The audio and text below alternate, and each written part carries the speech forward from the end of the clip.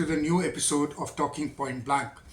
Now आज हम बात करेंगे बांग्लादेश की। बांग्लादेश की क्या बात करेंगे? बांग्लादेश के जो चीफ एडवाइज़र हैं मोहम्मद यूनुस, उनका अभी चाइना का एक विजिट था। इस पर मैंने एक वीडियो भी किया था रिसेंटली 2 दिन पहले, और आज मैं उस पर फिर बात करूंगा। क्योंकि उनका एक स्टेटमेंट जो है वो बड़ा वायरल हुआ है, और उस स्टेटमेंट में उन्होंने बात की है चाइना में 7 सिस्टर्स की, जो हमारी नॉर्थ ईस्टर्न स्टेट्स हैं, उनकी बात की है। और ये कहा है कि ये लैंडलॉक्ड है और जो सी का एक्सेस है वो बांग्लादेश के पास है, और चाइना को जो है उसका फ़ायदा उठाना चाहिए। ना हमें ये पता है कि चाइना और इंडिया के बीच में जो कंटेंशन है अरुणाचल प्रदेश को लेकर, वो बहुत हाई है। We know what the Chinese stand on Arunachal Pradesh is. We know what the Chinese plan for northeast states is. We know that in Myanmar also, a lot of groups which we have seen, insurgent groups, terror groups operating in northeast, have been backed by the Chinese. So ये जो statement Mohammad Yunus का है, ये क्या ये जो deliberate उन्होंने एक अटेम्प्ट किया है, it is not only it's not outrageous only, but it is something which is very dangerous, and it is something which is totally unacceptable to India, and it should be totally unacceptable to us. तो ये statement जो इन्होंने किया है, क्या ये इन्होंने China को सॉफ्ट सिग्नलिंग की है कि वो बांग्लादेश में आए और अपना जो है अपना एक जियोपॉलिटिकल हेफ्ट, अपनी एक पावर जो है वो बांग्लादेश में क्रिएट करें और नॉर्थ ईस्ट पे फिर कंसंट्रेट करें, और इंडिया के साथ नॉर्थ ईस्ट पे जो है वो कंटेंशियस इश्यूज पे बात करें, अरुणाचल प्रदेश पे बात करें, प्रेशर बनाएं। हमने डोकलम होते हुए भी देखा है। उन्होंने हाइड्रो प्रोजेक्ट्स की बात की है कि नेपाल में पानी है, भूटान में पानी है, वहाँ से हम बिजली ला सकते हैं और इंडस्ट्रीज चला सकते हैं। देखिए, जहाँ तक बांग्लादेश और चाइना की बात है, और जहाँ तक बांग्लादेश चाइना की इन्वेस्टमेंट्स की बात है, as long as investments in Bangladesh are concern, I don't think we care, and it is very fair if Bangladesh is want to go and take Chinese help और Chinese money. They want to get on to BRI, वो BRI दोबारा से वहाँ start करना चाहते हैं उन्होंने, and they want to be a part of the Chinese, you can say Chinese side on their economics. I don't think India should have a problem. They want to do it. They are more than welcome here. We all know what the Chinese model of business has been in South Asia. I have discussed this in detail. I'll be putting the description of that video in the link of this video as well. वो हमें सबको पता है, and if they want to get into this debt trap diplomacy and debt trap finance of the Chinese, more than welcome. The Bangladeshis want to destroy themselves. They are more than happy to do that. But what is not acceptable is his mention of 7 states, sister states of India, and trying to subtly say ki we hold this area to ransom because ये landlocked है, और the much talked about chicken neck की जो chicken neck है India का, उसको अगर saver कर देंगे तो ये जो 7 states है इनको हम इंडिया से अलग कर पाएंगे। It's a very dangerous statement he has made. It's a very polarizing statement he has made, and it's a very offensive statement he has made. ना बात ऑफेंस की नहीं है, बट इसमें एक और चीज़ है कि इसमें not only he has been offensive towards India openly, but इसमें आप कह सकते हैं कि एक इनडायरेक्टली अमेरिकन को भी एक सिग्नल भेजा है, ये कह के कि जब से वी ऑल नो कि बांग्लादेश में जो रेजिम चेंज हुआ उसमें प्रीवियस US एडमिनिस्ट्रेशन का कितना बड़ा हाथ था, जो बाइडन की एडमिनिस्ट्रेशन का कितना बड़ा हाथ था, और वो रेजिम चेंज जो था वो ऑर्केस्ट्रेट जो है वो उस रेजिम के अंडर हुआ था। और जब से डोनाल्ड ट्रंप आए हैं तब से this man is not very liked by Donald Trump, and USAID भी बंद हो गया है, फंडिंग जो अमेरिका से वो बंद हो गई है।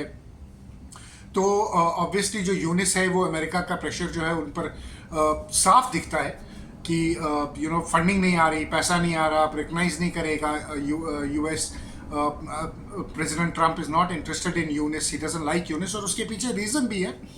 क्योंकि अगर आपको याद होगा यूनिस जो हैं इन्होंने ओपनली कैंपेन किया था ट्रंप के अगेंस्ट, ट्रंप इलेक्शन में ट्रंप के अगेंस्ट इन्होंने डोनेशन दी थी towards the Democrats. He had donated money also against Trump re-election and against Trump's re-electing as a president. So obviously that thing Trump is not going to forget. He would not have forgotten. और जो American plan है जो हमने देखा कि recently अभी deputy commander of Indo US naval fleet के जो हैं वो आर्मी से मिले थे, बांग्लादेशी आर्मी के साथ उनकी वन ऑन वन मीटिंग हुई थी. तो obviously the Americans are planning something in the region. See we all know that the American and the Chinese are on to a very big trade war. इनका trade war जो है वो जो है बढ़ने वाला है, and that is coming to a flash point, that will reach a flash point. And that trade war को लेकर जो है अमेरिका की आज एक बड़ी इंटरेस्टिंग सी और न्यूज़ है कि जो देयर इज जो पीटर हेग्सेथ है, the one who is the defence secretary of US, उन्होंने एक इंटरिम डॉक्यूमेंट जो है वो दिया है कि in case of India US China confrontation in Pacific, Indo Pacific, उसको कैसे कर्टेल किया जाए, उस पे कैसे वर्क किया जाए, उसको कैसे स्ट्रेंथन किया जाए, उस बेसिकली उस वॉर थिएटरिंग, वॉर गेम कहते हैं इसको, वॉर गेमिंग की है. दूसरा ताइवान पे उन्होंने बात की है कि चाइनीज़ जो हेजेमनी है ताइवान पे, चाइना का अनचैलेंज कंट्रोल, अगर ताइवान की तरफ चाइना मूव करता है तो वो अनएक्सेप्टेबल होगा. In that case how US is going to act and how US is going to stop China from doing that. तो ऑब्वियसली वो एक हॉस्टाइल जो आप कह सकते हैं मनूवरिंग है यूएस की, वो चाइना की तरफ ऑलरेडी स्टार्ट हो चुकी है. ट्रेड वॉर हम ऑलरेडी देख रहे हैं, टैरिफ्स हम ऑलरेडी देख रहे हैं. इस बीच में यूनिस का चाइना जाकर उनकी गोद में बैठना, उनसे पैसे मांगना, उनसे भीख मांगना कोई नई बात नहीं है. कोई it's not surprising to me, at least I was expecting Yunus to do that, but I was not expecting Yunus to be so openly foolish as to make such dangerous statements when it comes to India and when it comes to Indian sovereignty and Indian seven sister states. But he has done the unthinkable. He has gone and proved that he is stupid and he is dangerous, and he is willing to burn all the bridges between India and Bangladesh to set an agenda and to set a score of his own ego towards India. So this is a very this statement is something which is very hostile to India, honestly. और इसका कुछ background भी है, इसके कुछ backdrops भी हैं. देखें, नॉर्थ ईस्ट को लेकर हमने देखा है कि north east is a complicated issue, क्योंकि मणिपुर में हमने देखे हैं राइट्स होते हुए. We know that they were orchestrated from foreign countries as well. Foreign powers are involve in to from a very long time. हमने इलीगल इमिग्रेशन होते हुए देखी है इन सेवन सिस्टर्स स्टेट्स में और रेस्ट ऑफ इंडिया में. बांग्लादेश से देखी है, रोहिंग्या से देखी है. हमने म्यांमार कॉन्फ्लिक्ट को अभी जो है उसको देखा है कि वो कैसे शेप अप कर रहा है, कैसे शिफ्ट कर रहा है. How many insurgent groups, these terrorist groups operate out of Myanmar, and is UNIS signaling to China saying that you come and take a hold on Bangladesh, and then from there you can manage Myanmar better also, and then you can shift जो anti India Myanmar ये groups हैं north east में, उनको आप बांग्लादेश में shift करें. Rohingyas का already issue हम देख रहे हैं, इस्लामाइजेशन का इशू हम देख रहे हैं. बट इस सब में जो है यूनिस ने जो है he has made a very provocative statement which should send the alarm bells ringing, and I think the alarm bells have already been sounded. So boss, let's look at this and what we can do now. देखिए, chicken neck की जहाँ तक बात है, we know that it is not going to be it is not feasible for Bangladesh to do anything to that sort to that area, boss. Bangladesh की army के लिए 4 divisions of Indian Army is more than enough to take care of that whole region. But is it that should be the Indian response कि immediately जाके एक military response जो है वो किया जाए? Now इसकी में एक दो चीज़ें हैं जो मैं डिस्कस करना चाहता हूँ. एक ये है कि बांग्लादेश जो है वो बहुत डिस्टेबलाइज हो रहा है, वहाँ इस्लामिस्ट जो हैं वो पावर में आ रहे हैं. बांग्लादेश का हम एक नया भाईचारा जो है वो पाकिस्तान के साथ देख रहे हैं. पाकिस्तान पीएम जो हैं वो यूनिस के साथ बैठते हैं. आईएसआई के ऑफिसर्स जो हैं वो ओपनली बांग्लादेश गए हैं. They are renewing their export. Bangladesh Pakistan से बांग्लादेश में राइस आ रहा है. ऑर्डिनेंस फैक्ट्री जो है एम्यूनिशन की पाकिस्तान की, वो शेल सप्लाई कर रही है बांग्लादेश को. तो एक हम रिकिंडल्ड जो एक रिलेशनशिप है between Bangladesh and between Pakistan, एक एंड पे हम वो देख रहे हैं कि एंड पे हम यू कैन से कंसोलिडेशन ऑफ इस्लामिक फोर्सेस जो हैं हम उसको होता हुआ देख रहे हैं। और दूसरी एंड पे हम अब यूनिस का ओपनली चाइना को इनविटेशन देना कि आप बांग्लादेश में आकर बैठें और बांग्लादेश को आप अपनी बैकयार्ड इंडस्ट्रियल फैक्ट्री बनाएं ना। मुझे नहीं समझ आता कि how is made a very stupid comment saying that कि इट्स नॉट नेसेसरी कि आप बांग्लादेश में बनाकर फिर उसको एक्सपोर्ट करें दूसरी दुनिया में, आप उसको वापस चाइना में भी एक्सपोर्ट कर सकते हैं। So basically what he told Chinese is something कि आप अपनी फैक्ट्रीज निकालें, बांग्लादेश में लगाएं और बांग्लादेश से फिर आप माल उठा के वापस चाइना में ले जाएं। I don't know how that's going to work, how Chinese are going to look into it, because we know how Chinese work, we know how Chinese economy, हमने पाकिस्तान में देखा है how their economy works, how their debts work. और we also know कि at the moment Bangladesh owes about $7.5 billion to the Chinese. So Chinese को appease करने के लिए इसने उनसे इंटरेस्ट कट्स मांगे हैं, लो इंटरेस्ट रेट्स मांगे हैं, जो चाइनीज ने इसको प्रॉमिस नहीं किए हैं। But will the Chinese take advantage of the offer he has given them? I don't think there is going to be an immediate reaction from the Chinese. Chinese will just grasp this opportunity and start running towards Bangladesh.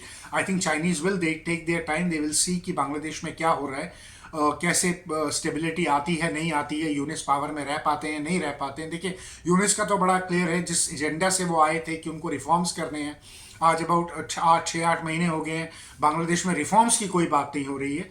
Bangladesh में जो बात हो रही है वो Islamisation की हो रही है, बांग्लादेश में जो बात हो रही है वो एंटी इंडिया हो रही है, बांग्लादेश में जो बात हो रही है प्रोसिक्यूशन ऑफ माइनॉरिटीज़ की हो रही है। यूनिस ने कोई रिफॉर्म जो है वो नहीं किया। जुडिशरी की अगर हम बात करें तो उनका बुरा हाल है। हम विंडिक्टिव एक रिजीम देख रहे हैं, एक इस्लामिस्ट रिजीम देख रही है जो डेमोक्रेटिक वॉइसेस को, या जो प्रो शेख हसीना वॉइसेस थे या एंटी जमात वॉइसेस हैं, उनको जेल में डाल रहे हैं, उनको गायब कर रहे हैं, उनको मर्डर कर रहे हैं, रेप्स हो रहे हैं बांग्लादेश में। So we know what this man is up to.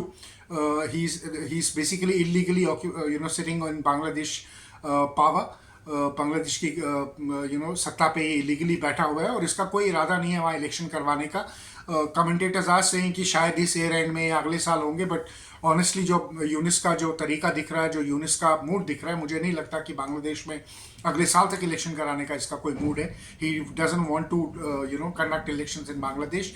ये और जमात इस्लामी और बाकी जो इस्लामिस्ट ऑर्गेनाइजेशंस हैं उनके साथ उनका स्ट्रीट पावर यूज़ करके ये जितनी लंबे टाइम तक बांग्लादेश में सत्ता पे बैठेगा, इसका वही कोशिश रहेगा कि ये वही करे। नाउ सेइंग दैट, आज एक बड़ी इंटरेस्टिंग डेवलपमेंट है जो मैं आपको अभी बताऊंगा, जो अमेरिका की तरफ से आई है यूनिस के ट्रिप के बाद। अपनी बात तो हम करेंगे ही करेंगे, बट यूएस को भी डिस्कस करेंगे। बट उससे पहले मैं ये कहना चाहता हूँ कि अगर यूनिस बांग्लादेश को चाइनीज डेट ट्रैप में डालना चाहता है, he is most and welcome to do that. Chinese ने कोई प्रॉमिस नहीं किया है, ये $5 बिलियन का लोन ढूंढ रहे हैं उनसे। Even last time Sheikh Hasina ने भी उनसे मांगे थे $5 बिलियन का सॉफ्ट लोन, उन्होंने नहीं दिया था। इस बार इन्होंने $400 मिलियन का मोंगला पोर्ट के लिए जो है वो लोन जो है वो सैंक्शन किया और अनदर $150 मिलियन और भी सैंक्शन किया, प्लस लोन प्लस कुछ ग्रांट्स हैं। नॉट एनीथिंग सिग्निफिकेंट जिस पे यूनिस ये कह सके कि it's a victory for him and it's a big investment which is coming from China. So obviously Chinese don't spend like western powers like US power, they don't have that deep pockets. Or boss, there is nothing free coming from China. China doesn't believe in giving money out for free. Chinese money also always comes with heavy interest and heavy payback, which Bangladeshis are not realizing now. They have not learned it with their new renewed loved brother Pakistan की पाकिस्तान का जो आज हाल है वो China की डेब्ट trap policy की वजह से काफ़ी जो उसमें रोल है वो चाइना का जो सीपेक है उसको लेकर है। But any way that is Bangladesh own problem. We are not going to discuss Bangladesh problem, we are going to discuss the problem which pertains to us, which concerns us, and that is the 7 states. Now एक आज जो secretary of state है America के Marco Rubio, उन्होंने अपने Twitter handle से एक बड़ा इंटरेस्टिंग ट्वीट किया है।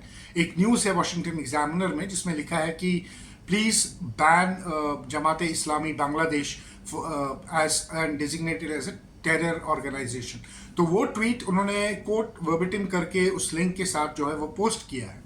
But lot of commentary is coming from India about how to take over Chicken Neck and how to teach Bangladesh a lesson and how it is time to be a hard nation. देखिए boss, one thing is for sure that persecution of Hindus is not stopping, persecution of minorities is not stopping in Bangladesh, and that needs to stop, right? We have to take some hard steps to make sure that persecution in Bangladesh stops.